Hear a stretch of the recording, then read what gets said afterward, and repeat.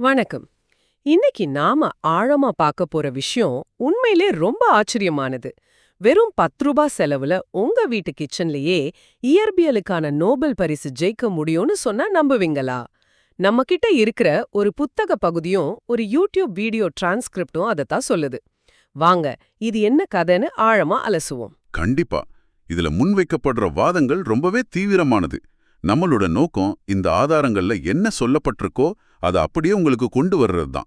இதுல எந்த பக்கமும் சாராம இந்த சோதனை என்ன, இதுக்கு பின்னால இருக்கிறத சொல்லப்படுற கோட்பாடு என்ன, இதனால என்ன தாக்கங்கள் ஏற்படும்னு இந்த ஆதாரங்கள் சொல்லுதுங்கிறத நம்ம முழுசா புரிஞ்சுக்க முயற்சி பண்ணுவோம். சரி, முதல்ல அந்த 10 ரூபாய் நோபல் பரிசு சோதனைக்கே வருவோம்.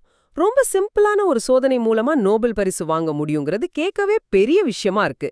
அந்த சோதனையை எப்படி செய்யணும்னு இந்த சோர்ஸ் சொல்லுது, அதோட கூறுகள் என்னென்ன? இந்த ஆதாரங்களின்படி இதோட அமைப்பு ரொம்ப சிம்பிள். முதல்ல தூய காய்ச்சி வடித்த நீர், அதாவது டிஸ்டில்டு வாட்டர் வேணும். ஆனா ஆசிரியர் இதுக்கு மணி நீர் அல்லது உயிர் வாட்டர்னு ஒரு ஸ்பெஷல் பெயர் கொடுக்கறார். மேற்கத்திய விஞ்ஞானிகள் இத டெட் வாட்டர் அப்படின்னு சொல்றதும் அவர் குறிப்பிடுறார். ஒரு நிமிஷம், மணி நீர் அல்லது டெட் வாட்டர்னு சொல்றீங்க. இது நாம லேப்ல பயன்படுத்துற சாதாரண டிஸ்டில்டு வாட்டர் தானா? இல்ல இந்த வார்த்தைக்கு வேற ஏதாவது ஆழமான அர்த்தம் இருக்கிறதா சோர்ஸ்ல சொல்றாங்களா? நல்ல கேள்வி. சோர்ஸ் படி இது வெறும் கெமிக்கல் பியூரிட்டி மட்டும் இல்ல. ஆசிரியர் இத உயிரற்ற நீர்னு சொல்றார். அதாவது எந்த தாதுக்களோ நுண்ணுயிரிகளோ உப்புக்களோ இல்லாததால அது எந்தவிதமான ரசாயன வினைக்கும் உட்படாது. ஒரு வெற்று ஸ்லேட் மாதிரி இருக்கும். இந்த தூய நிலையில தான் நீரோட இயல்பான அதிர்வை மட்டும் வச்சு ஆற்றலை உருவாக்க முடியுங்கிறது அவரோட வாதம். ஓகே ஓகே, புரியுது. அந்த தூய நீர்ல அடுத்து என்ன செய்யணும்? அந்த நீர்ல 2 விதமான கம்பிகளை வைக்கணும். ஒன்னு துத்தநாகம் பூசப்பட்ட இரும்பு கம்பி, அதாவது நம்ம சாதாரணமா பயன்படுத்துற GI வயர். சரி. இன்னொன்னு பளபளப்பான செம்பு கம்பி, பாலிஷ் செய்யப்பட்ட காப்பர் வயர். அவ்வளோதான் செட்டப். என்னது, வெறும் தண்ணீரும் இந்த 2 கம்பிகளும் தானா? நம்பவே முடியலையே. சரி, இதுல இருந்து என்ன ஆற்றல் கிடைப்பதாக சோர்ஸ் சொல்லுது? இது ஒரு சின்ன LED லைட்டை எரிய வைக்கிற அளவுக்கு சக்தி வாய்ந்ததா? சோர்ஸ் படி இந்த அமைப்பிலிருந்து சுமார் 0.9 வோல்ட் மின்னழுத்தமும் 10 மில்லி ஆம்பியர் வரை மின்னோட்டமும் தொடர்ச்சியா கிடைக்குமா. ஓ, அப்படியா? ஆமா, இது ஒரு சின்ன LED லைட்டை எரிய வைக்க போதுமானது. இன்னும் ஆச்சரியமான விஷயம் என்னன்னா, ஆசிரியர் ஒரு கணக்கு போடுறாரு.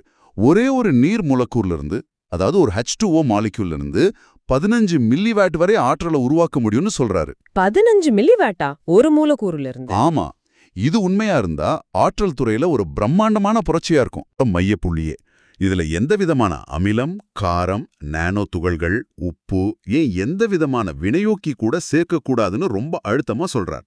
ஏன் அப்படி? ஏன்னா இது நம்ம பள்ளிக்கூடத்துல படிச்ச வோல்டாயிக் செல் அல்லது கால்வானிக் செல் மாதிரி ஒரு ரசாயன வினை கிடையாதுன்னு அவர் வாதிடுறார். ஒரு நிமிஷம், அவர் சொல்றார் இதுல அமிலம் காரம் எதுவும் பயன்படுத்தக்கூடாதுன்னு. ஆனா துத்தநாகம் பூசிய இரும்பும் செம்பும் வெவ்வேறு உலோகங்கள். இத தண்ணில வைக்கும் போதே அது ஒரு எலக்ட்ரோகெமிக்கல் செல் மாதிரி செயல்பட வாய்ப்பு இருக்கே. இது ஒரு சாதாரண கால்வானிக் வினை இல்லைன்னா ஆசிரியர் எப்படி நியாயப்படுத்துறார்? மிக சரியான கேள்வி. இதுதான் எல்லோருக்கும் வர்ற முதல் சந்தேகம். ஆசிரியர் இதை எப்படி விளக்குறார்னா, வழக்கமான பேட்டரியில ரசாயன வினை நடந்து ஒரு உலோகம் கரையும், அப்புறம் ஆற்றல் குறைய ஆரம்பிக்கும்.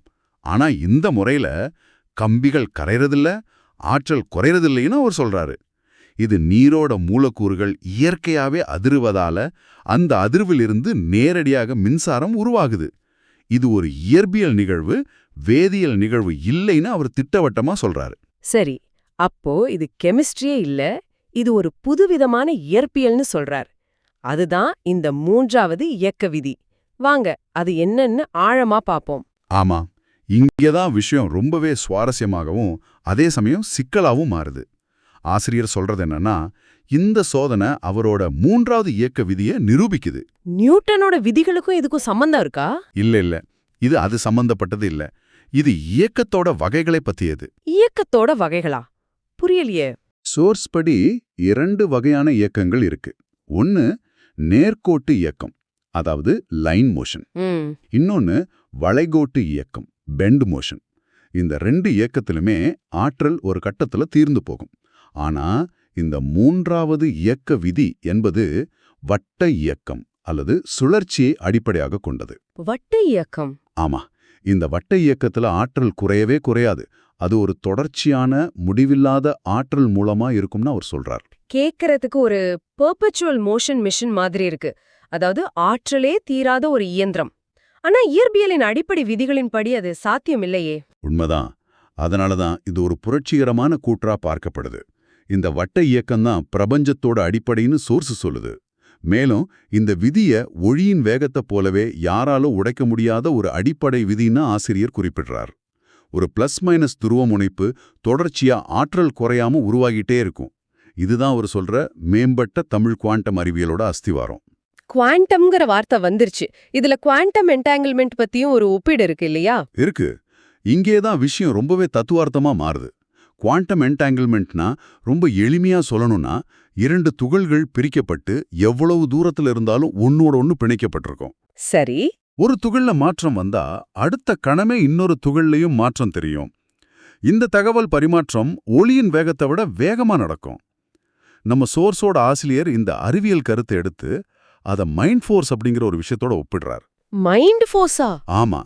ஆனா இது ஒரு நேரடி அறிவியல் ஒப்பீடு இல்ல, ஒரு உருவகம் மாதிரி தான் அவர் பயன்படுத்துறாருன்னு தோணுது. அப்போ இந்த கோட்பாடு அறிவியல் தளத்திலிருந்து தத்துவார்த்த தளத்துக்கும் போகுது. சோர்ஸ்ல சார்பு சார்பற்ற கொள்கைகள் திருவள்ளுவர் பற்றியெல்லாம் பேசுறாங்களே, அது எப்படி இது கூட இணையுது? ஆமா. ஆசிரியர் தன்னுடைய இந்த விதியை வெறும் இயற்பியல் விதியா மட்டும் பார்க்கல, அது ஒரு உலகளாவிய தத்துவமாவும் பார்க்கறார். அவர் இத சார்பற்ற கொள்கை அப்படின்னு சொல்றார். இதுக்கு ஆதரவா திருவள்ளுவரோட சார்பு கெட ஒழுகின் என்ற குறளை மேற்கோள் காட்டுறார். ஓ. அதாவது எந்த சார்பு நிலையும் இல்லாம ஒரு முழுமையான உண்மையா இந்த விதி இருக்குன்னு சொல்றார். இது ஜெர்மன் விஞ்ஞானி ஹைசன்பெர்க்கோட நிச்சயமற்ற கோட்பாட்டோடவும் சம்பந்தப்படுத்துறாங்களே, அது எப்படி? ஆமா. ஹைசன்பெர்கோட கோட்பாடு என்ன சொல்லுதுன்னா, ஒரு துகளோட எடத்தை நீங்க சரியா அளந்தா அதோட வேகத்தை சரியா அளக்க முடியாது. வேகத்தை சரியா அளந்தா எடத்தை சரியா அளக்க முடியாது. இது ஒரு சார்பு நிலை. ஆமா. ஆனா தன்னோட மூன்றாவது இயக்க விதி இந்த சார்பு நிலைகளை கடந்த ஒரு நிச்சயமான உண்மைன்னு ஆசிரியர் வாதிடுறார். அது ஹைசன்பெர்கோட கோட்பாட்டையே மறுபரிசீலனை செய்ய வைக்கும்னு அவர் நம்புறார். ரொம்ப சுவாரஸ்யமா இருக்கு. இந்த சோர்ஸ்ல டச் விஞ்ஞானி காசிமர் பத்தியும் ஒரு குறிப்பு வருது. அவர் யாரு? அவருக்கும் இந்த சோதனைக்கும் என்ன சம்பந்தம்? காசிமர் ஒரு முக்கியமான இயற்பியலாளர். அவரோட காசிமர் விளைவு ரொம்ப பிரபலமானது. ரொம்ப எளிமையா சொன்னா, வெற்றிடத்துல பக்கத்துல வைக்கப்படுற இரண்டு தகடுகளுக்கு நடுவுல ஒரு ஈர்ப்பு விசை உருவாகும்னு அவர் கண்டுபிடிச்சார். ஓகே. தவறிட்டார். அதனால நோபல் பரிசே தவறவிட்டான்னு சொல்லப்படுது. அப்போ ஆசிரியர் என்ன சொல்றார்? காசிமீர் விட்ட தவற இவர் சரி செஞ்சிட்டதா சொல்றாரா? கிட்டத்தட்ட அப்படிதான். காசிமீர் இரண்டு தகடுகளை பயன்படுத்தினார். ஆனா நான் இரண்டு கம்பிகளை பயன்படுத்தி அந்த புதிரை விடுவிச்சிட்டேன். இதன் மூலம் அந்த நோபல் பரிசுக்கான வழியை கண்டுபிடிச்சிட்டேன்னு ஆசிரியர் சொல்றார். தகடுகளுக்கு பதிலா கம்பிகள், இந்த ஒரு சின்ன மாற்றம் தான் பெரிய கண்டுபிடிப்பா? ஆமா, அவர் நம்புறது அதுதான். அந்த ஒரு சின்ன மாற்றம் தான் இந்த பெரிய கண்டுபிடிப்புக்கு காரணம்னு அவர் சொல்றார். இதையெல்லாம் வச்சு பார்க்கும்போது அவர் அறிவியல் சமூகத்துக்கு ஒரு நேரடி சவாலையே விடுக்கிறார் போல. ஆமா, இது ஒரு சாதாரண கோரிக்கை இல்ல, ஒரு நேரடியான பகிரங்கமான அறைகோவல். நம்ம நாட்டில் இருக்கிற ஐஐடி, இஸ்ரோ விஞ்ஞானிகள் மட்டும் இல்லாம இயற்பியலுக்காக ஏற்கனவே நோபல் பரிசு வாங்கின 125 விஞ்ஞானிகளுக்கும் அவர் ஒரு சவால் விடுக்கிறார். அடேங்கப்பா, தன்னம்பிக்கைனா இதுதான். ஐஐடி இஸ்ரோ விஞ்ஞானிகளை விடுங்க, நோபல் பரிசு வாங்கின 125 பேரையும் கூப்பிட்டு நான் பாதி செஞ்சுட்டேன், மீதிய நீங்க செய்யுங்கன்னு சொல்றதுக்கு ஒரு தனி தைரியம் வேணும். என்ன சவால் அது? அவர் என்ன சொல்றாருன்னா, நான் இந்த சோதனையில இருக்கிற நிலை ஆற்றலை, அதாவது பொட்டென்ஷியல் எனர்ஜியை நிரூபிச்சிட்டேன். ஆற்றல் இங்க இருக்குன்னு காட்டிட்டேன். இதோட இயக்க ஆற்றலை, அதாவது கைனடிக் எனர்ஜியை நீங்க கண்டுபிடிங்க. இந்த ஆற்றலை எப்படி பெரிய அளவுல பயன்படுத்துறதுன்னு கண்டுபிடிங்க அப்படின்னு சவால் விடுறார். ஓஹோ. அதுக்கான கோட்பாடும் தன்னிடம் இருக்கு. ஆனா முதல்ல மற்றவர்கள் முயற்சி செய்யட்டும். அவங்களால முடியலனா தானே அதையும் கண்டுபிடிப்பதாகவும் அவர் சொல்றாரு. அப்போ இந்த ஆசிரியரை பொறுத்தவரை இது வெறும் ஒரு புது பேட்டரி கண்டுபிடிக்கிற விஷயம் இல்ல. இது இயற்பியலோட அடிக்கட்டுமானத்தையே கேள்வி கேட்கிற ஒரு விஷயம். அவர் சொல்ற இந்த மூன்றாவது இயக்க விதி மட்டும் உண்மையாயிடுச்சுன்னா நாம ஆற்றலை பார்க்கிற விதமே தலைகீழா மாறிடும். அதனாலதான் அவர் ஒரு நோபல் பரிசு இல்ல 100 நோபல் பரிசுக்கு இது வழிவகுக்குன்னு சொல்றார் போல. மிகச்சரியா சொன்னீங்க. அவரோட பார்வையில இது ஒரு கண்டுபிடிப்பு இல்ல, இது ஒரு புதிய அறிவியல் சகாப்தத்தோட திறவுகோள்.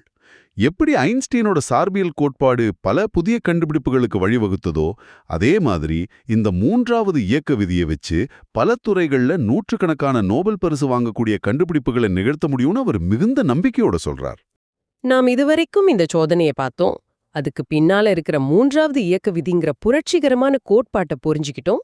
அப்புறம் அறிவியல் உலகத்துக்கு விடுக்கப்பட்ட அந்த பெரிய சவாலையும் பார்த்தோம். இந்த சோர்ஸ் எதிர்காலத்தை பத்தி இன்னும் பெரிய விஷயங்கள் எல்லாம் பேசுதே. ஆமா, இந்த ஆதாரங்கள் எதிர்காலத்தை பற்றிய சில மலைக்க வைக்கிற கூற்றுகளுடன் நம்மை விட்டு செல்கின்றன. இந்த சோதனை வெறும் ஆரம்பம்தான். இதே கொள்கையை பயன்படுத்தி ஒரு அணுக்கருவையே நகர்த்த முடியும்னு ஆசிரியர் சொல்றார். அணுக்கருவையேவா? ஆமா, அது மட்டும் இல்லாம நியூட்ரான்களோட இயக்கத்தை பின்னோக்கி செலுத்த முடியும்னு சொல்றார். அணுக்கருவை நகர்த்துறது, நியூட்ரானோட இயக்கத்தை பின்னோக்கி செலுத்துறது, இதெல்லாம் அணு இயற்பியலோட அடிப்படை விதிகளையே மாத்தி எழுதுற மாதிரி இருக்கே. அதோட நிறுத்திக்கல. புரோட்டான்கள், நியூட்ரான்கள் அல்லது எலக்ட்ரான்களை ஒரு குறிப்பிட்ட விதத்துல அதிர்வடைய செய்வதன் மூலம் இதுவரைக்கும் நம்ம பார்க்காத அதுக்குள்ள மறைஞ்சிருக்கிற ஃபோட்டான்களை, அதாவது ஹிடன் ஃபோட்டான்ஸ் வெளியிட முடியும்னு சொல்றார். நிஜமாவா? இது உண்மையா இருந்தா ஆற்றல், தகவல் தொடர்பு, மருத்துவம்னு எல்லா துறைகளையும் இது மாற்றி அமைக்கும். இது வெறும் மின்சாரம் தயாரிப்பதை பற்றியது மட்டும் அல்ல, பிரபஞ்சத்தோட அடிப்படை கட்டுமானத்தையே மாற்றி அமைப்பதை பற்றியது என்பதுதான் ஆசிரியரின் வாதம். உண்மையிலேயே இது ஒரு ஆழமான விஷயம். ஒரு எளிய தொடக்கத்திலிருந்து பிரபஞ்சத்தோட ரகசியங்கள் வரைக்கும் போகுது. இறுதியாக நீங்கள் சிந்திப்பதற்காக ஒரு கேள்வி. இந்த ஆதாரங்களின் மைய தத்துவமான தேவையே கண்டுபிடிப்புகளின் தாய் என்பதை எடுத்துக்கொள்வோம். ஒருவேளை வெறும் தண்ணீரும் 2 சாதாரண கம்பிகளும் கொண்டு குறையாத தூய்மையான மலிவான ஆற்றல் மூலத்தை உருவாக்க முடியும் என்பது உண்மையானால், அது வறுமை, தண்ணீர் பற்றாக்குறை, சுற்றுச்சூழல் மாசுபாடு போன்ற எந்தெந்த உலகளாவிய அடிப்படை தேவைகளை முழுவதுமாக மாற்றி அமைக்கும். அதோட விளைவுகள் எப்படி இருக்கும்? சிந்தித்துப் பாருங்கள்.